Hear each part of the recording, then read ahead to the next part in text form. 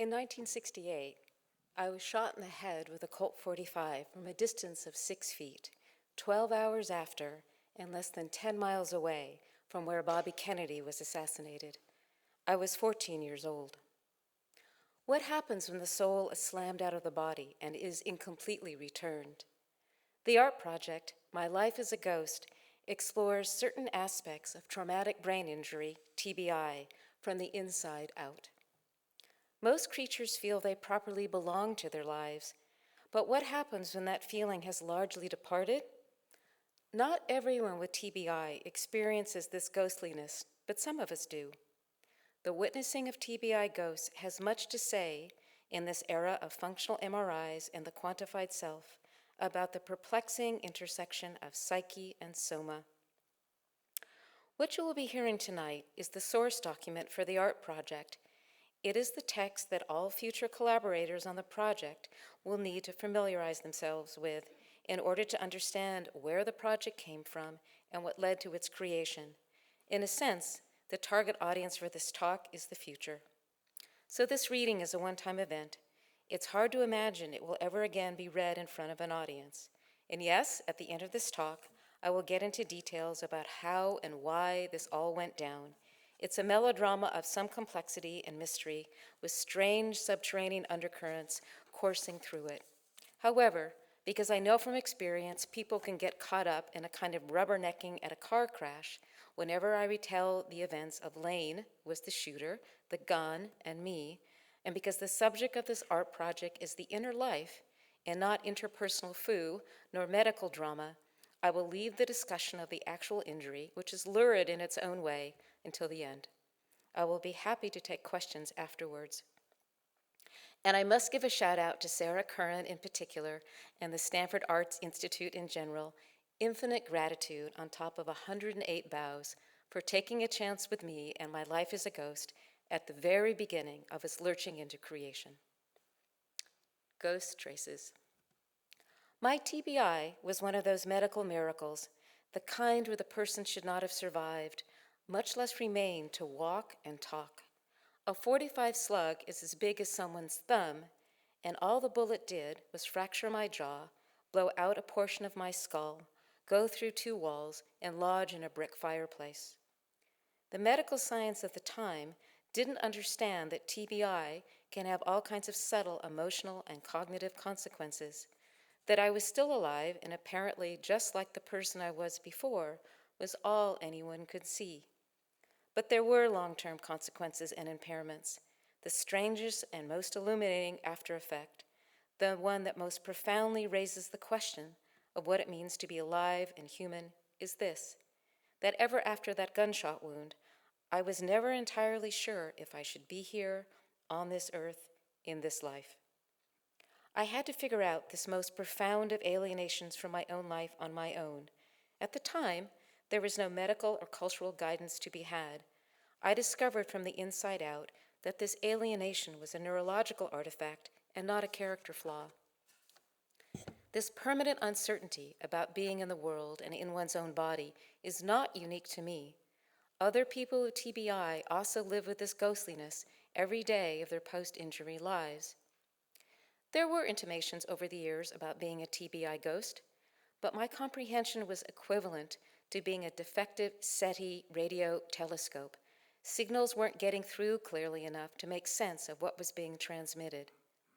The first, and perhaps most potent of these portents, was the image behind me, which ran in an April 1971 issue of Rolling Stone magazine. I stared and stared at it, cut it out, and pasted it on my dorm room door. I couldn't have told anyone why the image had to be my sophomoric freak flag waved out into the world. For sure, I'd always made a vague link between the violence and political upheaval of the 1960s and my own injury. The references to the war in Indochina, the urban inner-city youth in the image, these fit somehow with what I'd gone through. After all, the gun was at the ready because the parents of Lane wanted to protect themselves in those times of urban unrest, and if the wrong people got uppity. I was moved to write Lane a letter about having been so taken with the image and having turned it into a kind of brand me avatar, and she replied something along the lines of, "Why are you always such a downer? Here, read this Wordsworth poem." She was doing swell at Pomona College. I was failing and falling in Madison, Wisconsin. In retrospect, it's easy to see the appeal in that early bit of guerrilla marketing. Another instantiation of ghostliness that I couldn't make sense of at the time had to do with a comment made by a guy I was involved with shortly afterwards. He remarked that the Don McLean song, Starry Night, with its concluding line about the world was never made for someone as beautiful as you, applied to me. This was before the era of humble brags, and that wasn't the spirit in which the comment was made or received. He and I both knew the remark came from his concern about how I just didn't seem to know how to be here, and my uncertainty as to whether I even wanted to be here. Yeah, this was young love, but more important was that he was worried about something deep he sensed that couldn't be fixed. I didn't take the remark as a compliment, but as a sad statement of fact. Somehow the world and I weren't right with each other, and he and I both knew it, but neither of us knew how to name that wrongness. A few years later than that, my now ex-husband made what seemed to me an eerily similar evaluation. He said I was the most alienated person he'd ever met. You have to realize this was at a time when Paul Goodman and Herbert Marcuse and the Frankfurt School and Marxist analyses of life and work were still in the air, topped with some leftover French existentialism, particularly in Berkeley and among readers of the Village Voice. Being alienated in general was a sign of how badly done by you were by the pressures and contradictions of late-stage capitalism, mass media, and the power elite. In other words, alienation was a marker of psycho-social, political, economic trauma, and evidently I had an awfully bad case of the PTSD inflicted by the powers that be. But I always suspected that he was possibly referring to the pained looks I would give him from time to time, the distanced responses, and the sideways glances to elsewhere. He carried his own deep sorrows. He was an only child of concentration camp survivors, and both of his parents were already long dead. But my own dead zone was something we couldn't touch or heal. Neither of us really knew what mine was about. It was also a referendum on the peculiar way I could be a longtime New Yorker subscriber and hold up my home in a dinner conversation, but didn't seem to be able to make anything of myself. We were both baffled and upset by this, so alienation it was. Unlike him, I'd never had any other skills aside from those of the prefrontal cortex. I was never going to have been someone who was going to be able to make a living by working with their hands. Yet he could be sweet about it, calling me his favorite Martian, familiar after a time with how I always seemed to have my head cocked searching for transmissions from the mothership. A piece of art he wanted to buy, but somehow we never got around to it, was a somewhat floating in space depiction of a young woman wearing headphones, distracted, a little otherworldly, and surrounded by lots of white space, and what color there was grayed out. The title of the pen and ink was Her Lost Space. "That's you," he said. Shortly we had the kind of fight where things are said and done that shouldn't ever be said and done, and I ran out of the house, in some ways never to return. I gobbled up quite by coincidence Peter Straub's ghost story. The relevant bit is that there was an evil, Manitou, succubus, supernatural female entity who by all appearances was beautiful and romantically compelling, but something about her wasn't quite right, just couldn't quite properly connect with a horror novel's male protagonist. There's a scene where one of the protags catches her in the act of discorporating and turning into a glowing, green, gassy mass, which turns out to be her native state. And when I read this, I thought, that's me. Not that I was a being with evil intent, up to supernatural no good with my seductive powers, but that I was a being that couldn't entirely inhabit a human existence fully, and my partners ultimately sensed this. I have to even wonder if the script that has bedeviled my romantic life, nice girl but not for me, has something to do with being a TBI ghost. After all, how can someone really bond with someone who isn't really entirely here and isn't really sure if she should be here? So the hints were there. I was just too dense to get them. In my middle 30s, consulting with an MD acupuncturist for the first time about some of my maddening, mysterious health problems, He, after inquiring about my medical history and hearing about that gunshot to the head, smiled, closed his laptop, and said, "What else changed in your life then?" I gawped at him, and I could feel the relays flipping and flapping and flopping. So that's what happened. That explains some of the trouble I've had ever since. I didn't arrive at an understanding of ghostliness at that point, but a lot of things snapped into place about so many of the inexplicable struggles I'd had for decades, which leads to the impairments. I've never found victim art interesting, and after all, Milton only wrote one poem on his blindness. Magic Mountain isn't really about tuberculosis, and the only novel I've ever read about illness that was any good, the 1950s era Booker-nominated The Rack, no one but me ever seems to have read. The aging Berkeley feminist in me also resists the narrative that I have heard too often, that when women speak, they often talk about what happened to me. When men speak, they often describe what I did. And the fact that, for example, ever since my shot to the head, it takes very little to make me motion sick, where before I never got motion sick at all, is not interesting. That my TBI potentiated certain other inborn neurological vulnerabilities may be annoying, upsetting, and can make my life hellish, but that is also not interesting. But where it is worth discussing the impairments, and what is sort of interesting, is how they intersected with the ghostliness. I was a daughter of the bourgeoisie, and raised with the expectation, of course, of a professional career. But that gunshot prematurely aged my brain in ways I recognized decades later when observing my evil mother's decline into dementia. My ability to learn any mathematical or quantitative concepts stopped. I would sit in class and understand perfectly what was explained to me, and by the time I got home, I just could not remember how to make sense out of any of it. I flunked calculus 3 times, and I had no idea why this happened. Ever after, I simply could not process texts of a certain density, such as a geology textbook or a legal opinion. It all washes out. My brain just cannot process and retain quantitative transactions and language of a certain abstraction, all of which are necessary to function as a symbolic manipulator in a knowledge economy. In 2012, newly arrived in TBI world, I volunteered to beta test a computer game meant to improve the brain function of TBI folks. I explained to the postdoc, who was my point of contact, that what it felt like when confronted with those tasks I cannot do, it's as if my brain were a horse and some small thing spooks me, makes me rear up and shy away from the task to be performed. She knew what I was talking about and explained it in terms of failure of different kinds of memory processing. But the neurology of the impairments doesn't matter. What mattered is that I couldn't do the kinds of things one needs to do in order to work in the white-collar world. Whatever it means to study is something I also cannot do. And since I've lived most of my adult life in the Bay Area, perhaps that place in universes known or unknown, which places the most value on STEM, science, technology, engineering, and medicine, well, the constant message was, obviously, I'm not meant to be here. And by here, I mean in this life and on this earth.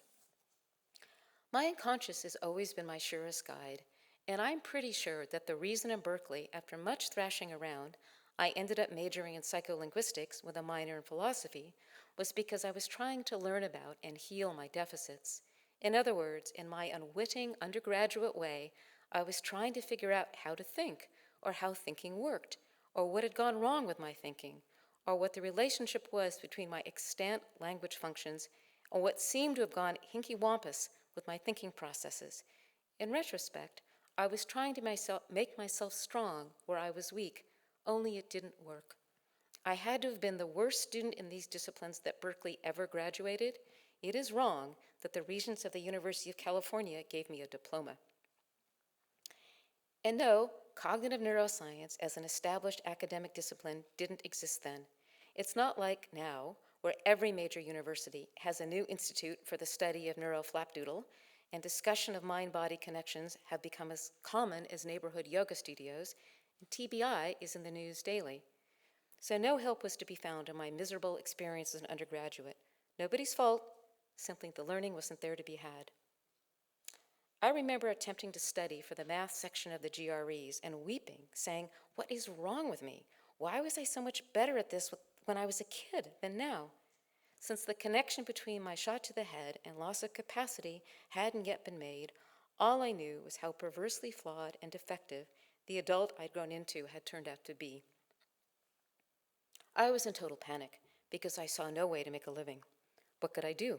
Schooling had been a disaster since the age of 14, and I just didn't get why I couldn't focus, retain in the right, or at least fungible, ways.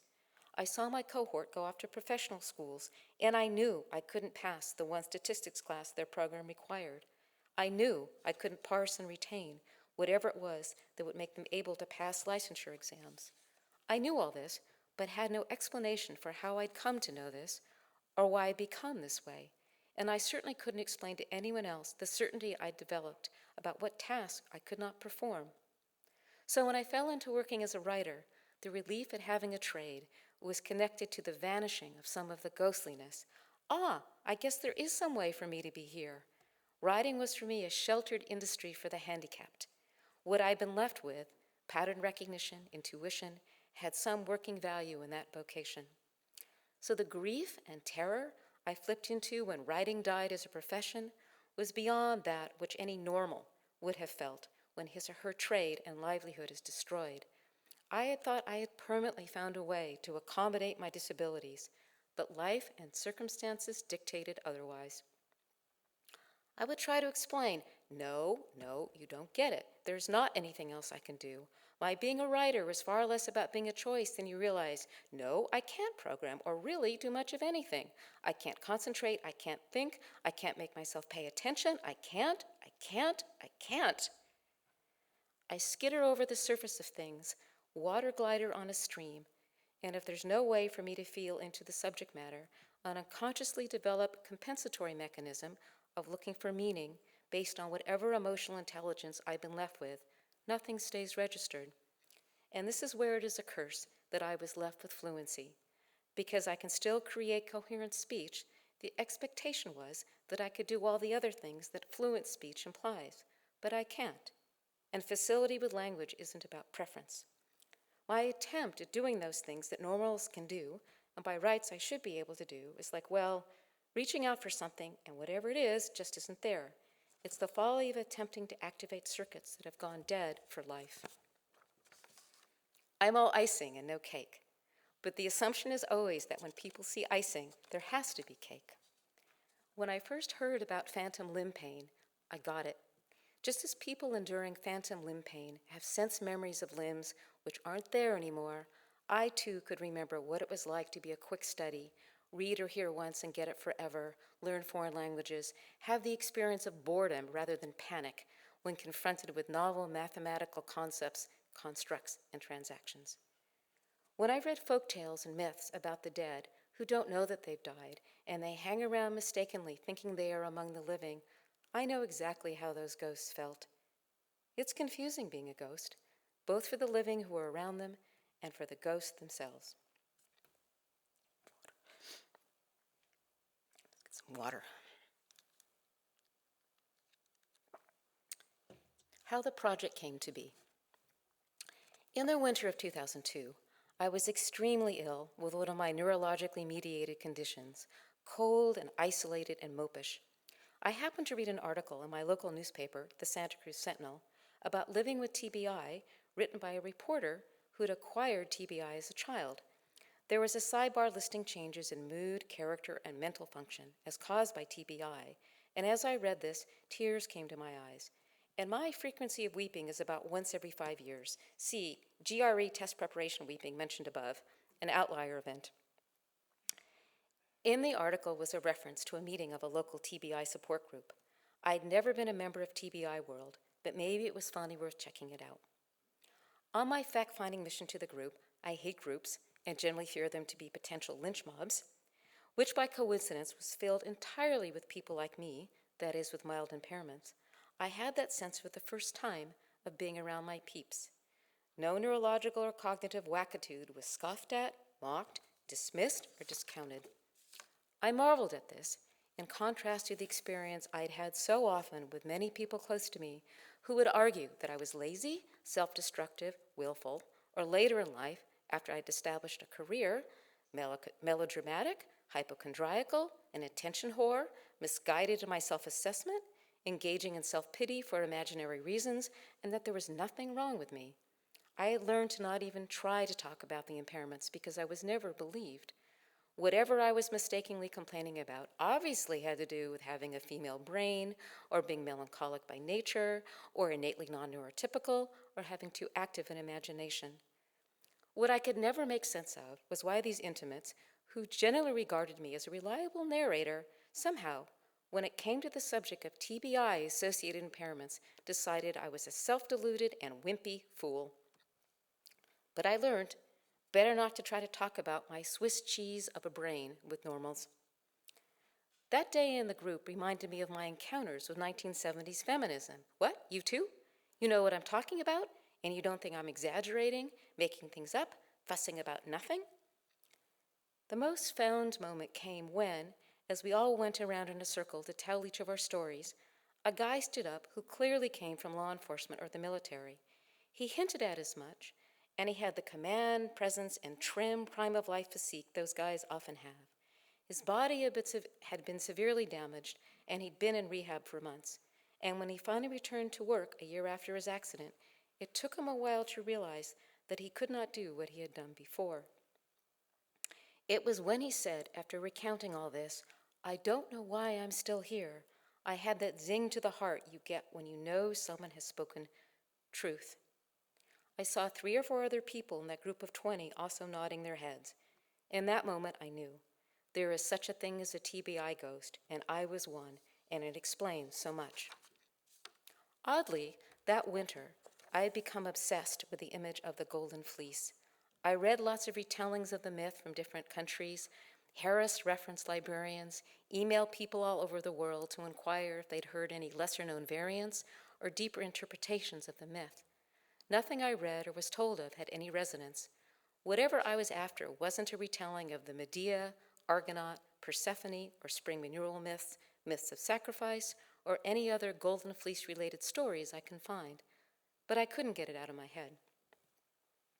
One day that spring, shortly after I had attended that TBI support group for the first time, I was doing trance work with the fellow I do that with from time to time. No candles, incense, chanting, or wardrobe effects are involved, and if you saw us together, you'd think we were just 2 people chatting over a decaf soy mocha at Starbucks, where, by the way, he and I have done trance work from time to time.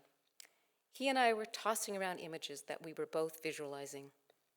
I saw something that looked very much like the Brooks Brothers logo of a sheep hanging in a sling on a wall. That is the Brooks version of the Golden Fleece. In fact, I saw several of these hanging all over the walls of a room, very decorative, not grisly or bloody or goth or cave bear. As I focused further on what the room looked like, I saw sheaves and garlands and bouquets of flowers also draped on the walls of this room. It was festive, and as I looked at the room more closely, I saw, this is a celebration of some sort. A wedding banquet? A commencement dinner? No, it's a cast party. And then I got the sick feeling in my chest, that inarguable uh-oh, that is another one of my instant, perfect semantic markers for deep truth. Because I knew if there were a cast party, there had to be a performance. And this wasn't a symbolic dreamscape, oogie-googie of the unconscious cast party. It was a real one. My life as a ghost sprang into my head, fully formed at that moment, all of a piece the way anything good I've ever done has always appeared. Since then, all I've done has been to find better ways to explain that shock of insight to the normals. My vision for the project hasn't changed. What has happened is that the experience Michelangelo talked about, where he said he didn't create sculpture, all he did was chip away the marble that wasn't sculpture. The project knows what it wants to be.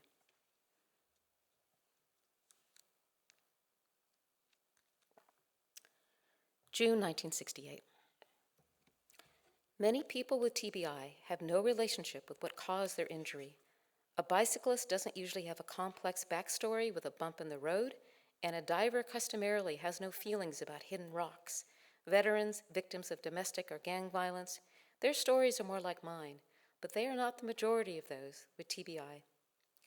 TBI people often don't remember much about their casualties.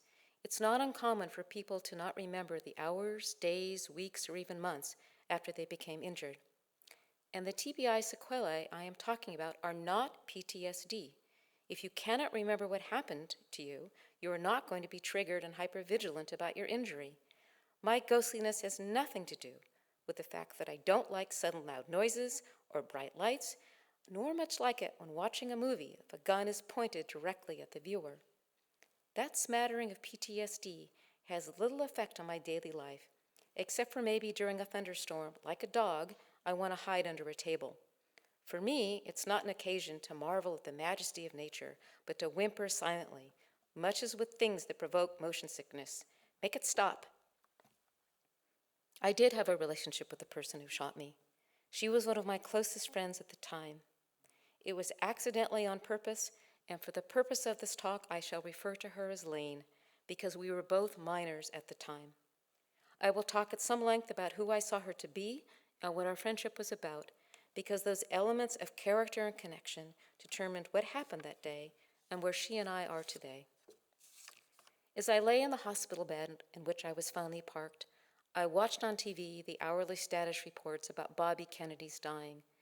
The point of impact for his bullet was not so different than mine, but the angle of attack was entirely different. It turned out that a friend of my then boyfriend had sold Sirhan Sirhan the gun, and that Sirhan Sirhan had been the gardener of the grandmother of someone I knew. When I emptied out my dead sister's house a few years ago, I found the issue of Time magazine with a cover story on the death of Bobby Kennedy that had my subscriber label on it. How this ended up at my sister's house, I have no idea. She hadn't been living at the time where my parents and I were living, and she'd moved so many times since then. I'd not seen it since its issue date, and I realized I had doodled when I was lying in the hospital on the pages where the Pasadena-Sirhan connection was detailed. So on one hand, it's absolutely preposterous that there's any connection with Bobby Kennedy's death and my near miss, as absurd as the identification some young women made with Lacey Peterson, because they too had been cheerleaders, and they too had been told they had nice smiles. But there's something I can't quite shake off. Of course, it wasn't with the glamour of the Kennedys, where there was a sense of parallel lives and dynastic fate. That would be absurd. It was the darkness, the epilepsy, suicidal inclinations, and strange ends characterizing my family of origin felt like a much less pretty version of the extinction curse that appeared to have been pronounced on the Kennedys. Lane shot me in part because I'd been mouthing off about how I had known Bobby Kennedy would be shot, or at least that was the proximate cause.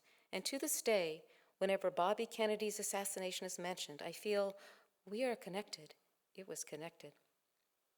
Trying to explain who Lane was and how we were to each other, I first got some inkling of when I read Conrad's A Secret Sharer and was introduced to the notion of the doppelganger.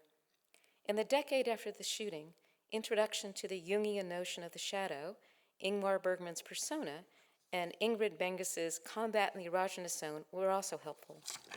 Our friendship had a passionate, complex, love-hate quality that perhaps only adolescents can have, eros and agro mixed.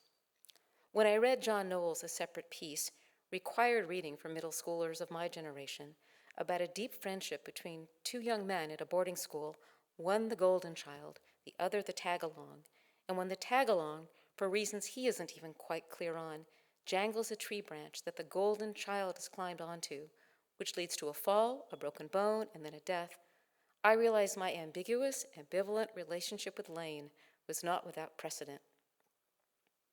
To get at the heart of the matter, let me first attempt to reconstruct what it was to be young in 1968. If your early childhood had been in peacetime 1950s white North America, the amount of disorder, violence, and chaos everywhere in 1968 felt like the world as we had known it was blowing apart. There were student riots in Mexico City, Paris, and elsewhere on campuses and cities all over the world, evoking the spirit of 1848, when there had been major populist revolutions pretty much everywhere in Europe. In 1968, there was Prague Spring, a Czech attempt at socialism with a human face, crushed a few months later when Soviet tanks rolled in, Recall, this was more than 20 years before the Berlin Wall came down. This was the year of the My Lai massacre, the Tet Offensive with the U.S. Embassy in Saigon under attack, the Catonsville Nine burning their draft cards with homemade napalm. Martin Luther King was assassinated. My culture hero Andy Warhol was shot a day or two before I was. There were the Chicago police riots where peaceful protesters were assaulted by law enforcement at the 1968 Democratic Party presidential convention. There was the intergenerational internecine warfare of draft resistors and protesters against the war in Vietnam versus the advocates and apologists for the war. We were all living the war at home. It's hard to parse now how inured to omnipresent violence we have become now compared to then. 9/11 and the terrorist attacks in Madrid, London, Mumbai, Bali, and Boston frame our everyday epistemology and cosmology of how the world works. We can't return now to how we felt then. We don't even much remark when there's another schoolyard shooting, another crazy person with gun running amok, football hooliganism, baseball fans killing each other outside sports arenas, WTO street actions, Grand Theft Auto generating sales in one day larger than the annual budgets of many moderate-sized cities. And I won't even discuss what Quentin Tarantino hath wrought, and Cormac McCarthy has much to answer for. Back in 1968, violence felt like something that went on in what were then called third world countries or in the past, not in safe civil society homeland of the American century. So violence was creeping into everything, and the old safe world was blowing apart. This was not the 60s of Mad Men, which existed, I suppose, in parallel, but it was not the late 1960s I knew. That's the world Lane and I and the gun were embedded in. She and I were two of three young women of our year attending our snotty girls' school who were equals in precocity, emotional volatility, and outsized, distressing home lives. We three had each skipped 2 grades, came from Jewish families in a school that was a mix of low and high WASP, and well, we were called by more than one person the unholy triumvirate. Lane was a prodigy with languages. The member of the triumvirate who is not mentioned here was a prodigy with mathematics, and I had no special talents, but I kept up as best as I could. Mostly I read all the time. Until I was in my late 20s, I never encountered someone with a female persuasion as sexy as Lane. She embodied an unconscious female animal allure that was irresistible and was as much driven by who she was as a being as what she looked like. When she and I would greet each other, I would say, "Hello, stupid," and she would say, "Hello, ugly." She was hardly stupid, and I wasn't aggressively ugly, but our friendship was this mix of love and hate that to this day I don't quite get. She was Jessica Lange, Gwyneth Paltrow, the woman no man could resist, and I was Lisa Lubner, girl nerd. As can be imagined, there were escapades involving boys and drugs, but these incidents aren't of much note, being neither unusual nor having any long-term effects. Lane was also a creature of impulse. I think some of this impulsivity was tied to her vibrant, healthy animal nature, and perhaps tied into her having led an absolutely charmed life, but that is also not the subject of this talk. I was the friend who tried to rein in her impulsivity to protect her, talk her down when she got too high, be the annoying voice of reason and the killjoy. After the incident, I would sometimes offer the facile explanation that I was Lane's conscience, and that was why she shot me. Perhaps, but that doesn't quite get at it, and reality is not that simple. It was suggested that she shot me because I was the only one of her friends that her parents liked. That has to be specious and stupidly reductive as well. Some final words about Lane before I discuss my role that day in June 1968. Lane's parents were way right-wing Republicans, what used to be called John Birchers, and what might now be called Tea Partiers. No one will ever know all the reasons that revolver was in the kitchen in that nice house on a nice street in a nice area of a nice city, Pasadena, but it is true that the Watts riots of a few years past were not that far away in time and space. Pasadena did have neighborhoods that weren't white and affluent, and Lane's parents were not fans of civil rights legislation. Lane shared her parents' politics until they kicked her out of the house, not for shooting me, but for having a friend over when they weren't there. Nice folks. For what it's worth, Lane very shortly afterwards changed her politics to that of what pretty much everyone I know is, and she became the kind of person who volunteered a few years later to work as a translator for some Chilean refugees fleeing the overthrow of Allende. But at the time, Lane and I were in total and disagreeable political disagreement. One last thing about her. Her father used to take her target shooting on the weekends. She knew her way around a gun. As for my role in this drama, how to characterize it? In the mode of Anton Chekhov, Douglas Sirk, Patricia Highsmith, I have to confess to my own adolescent awkwardnesses. I was just coming into my animal powers, which in my case turned out to be the curse of intuition, or what some have termed my spidey sense or supra-rational abilities. I did not ask for this blessing I'm cursed with. I cannot summon it. It just appears when it does. And the insights range from the mundane. After glancing at multiple listing service for friends who were house hunting in Berkeley a few years back, I picked out 2 addresses and said, "Go here." And these were the houses they bought. To Dyer. When I saw my best friend from the 1970s and 80s walk into my office just after he got off the plane from attending the funeral of his brother dead of an overdose, I took one look at him and thought, he will be following his brother down into the grave in 4 years. And he did, almost exactly.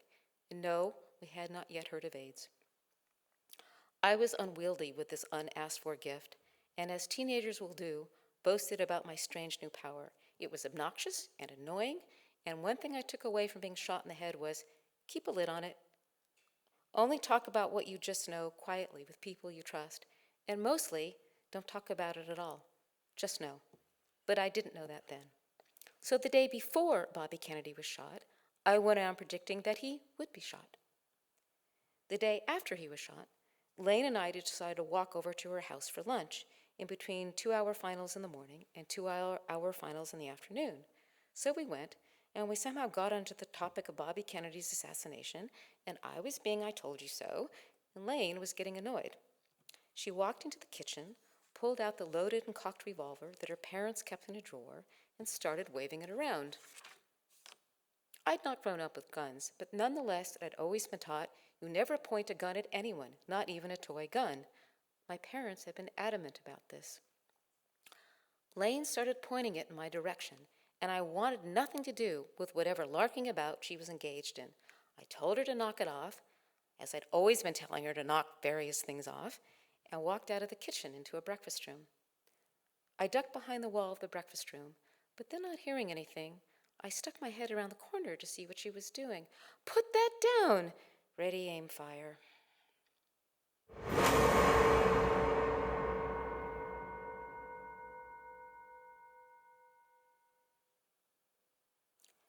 I attempted to duck out of Lane's line of fire.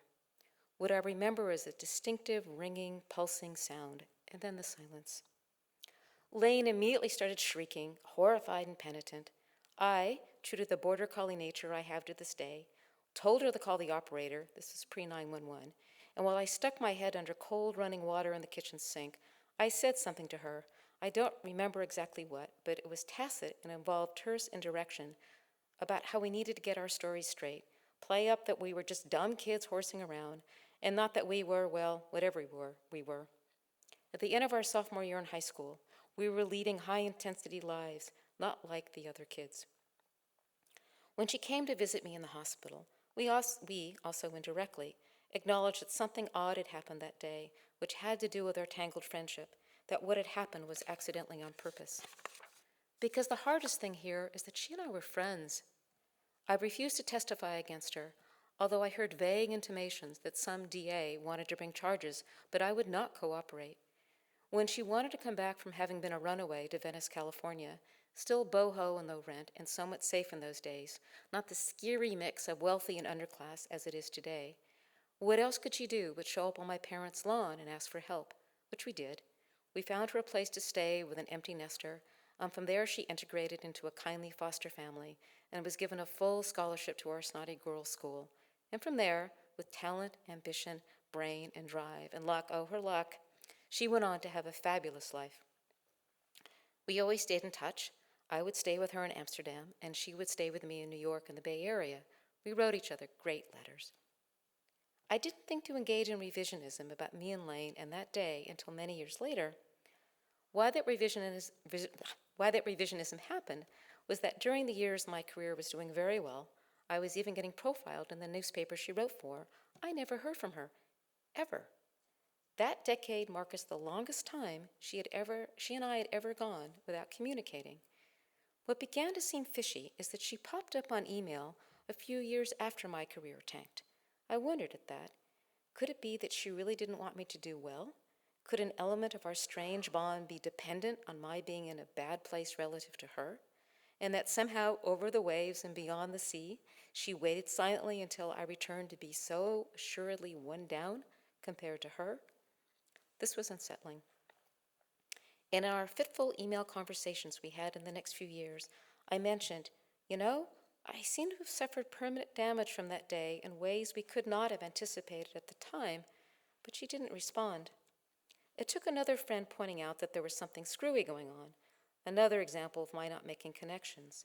She pointed out that if I had caused someone permanent harm, even inadvertently as an adolescent, and I heard that the person I'd harmed was having a hard time years later, my impulse would have been, oh dear, who knew it could have played out like this? How can I help?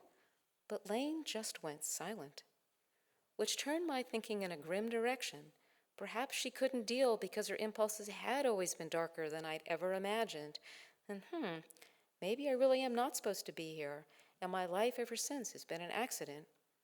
The whole thing falls into the category of what someone I knew once phrased as, you have the strangest karma of anyone I've ever met. So is it really that the deepest aspect of my permanent brain damage parallels the intention behind it? Someone was trying to make me go away, and I feel forever that I am, at least somewhat, permanently away. Neurological damage is an echo of interpersonal plot arc. Well, that sounds like something out of a not very original graphic novel. As above, as so below, and all that.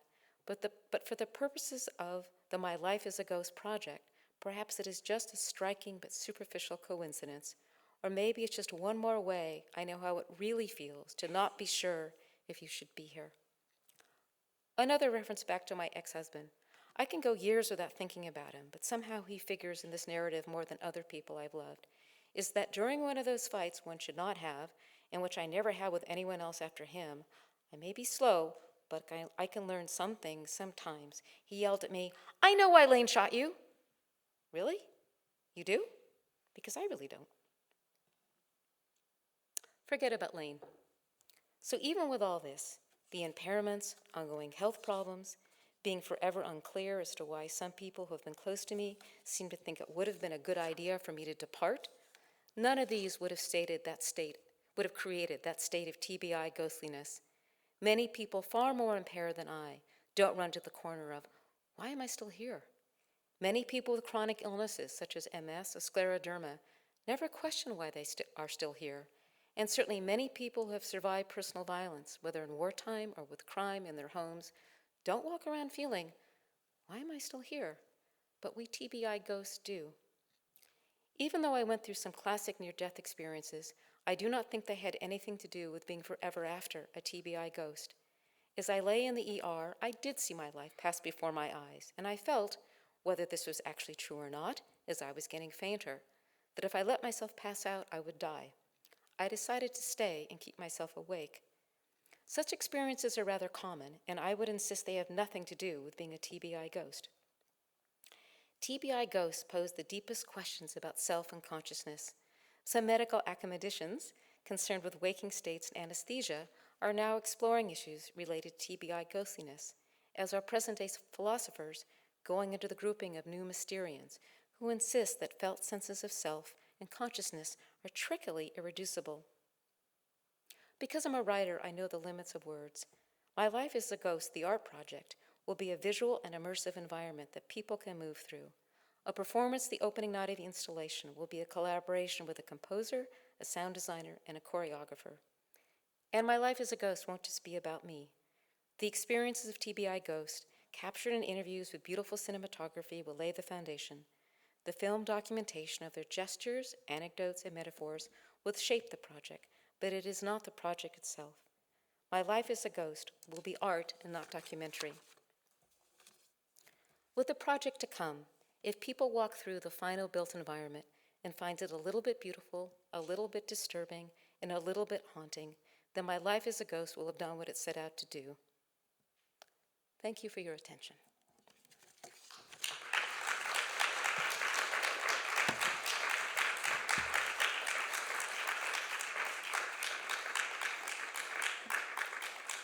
I'll take some questions, but at first I want Paul and John to come up here. Where are you? There's John. Where's Paul? These two people. This is Paul Woods.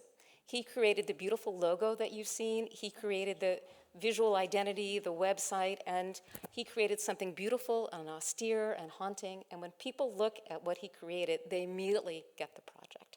And I can't thank you enough for that. And this is John Rieger. I can't even tell you all the stuff John has done with me. He is the AV producer, but that means everything from being the director tonight to creating that You Are Here in 1968 slideshow, to doing the technology-backed infrastructure for all the social media, providing the content, yes you did, providing the content because I had no time to do it. If you go to the Facebook page for the project, you can see two of his works, Interviews with a Ghost, and you can see his astute editorial judgment.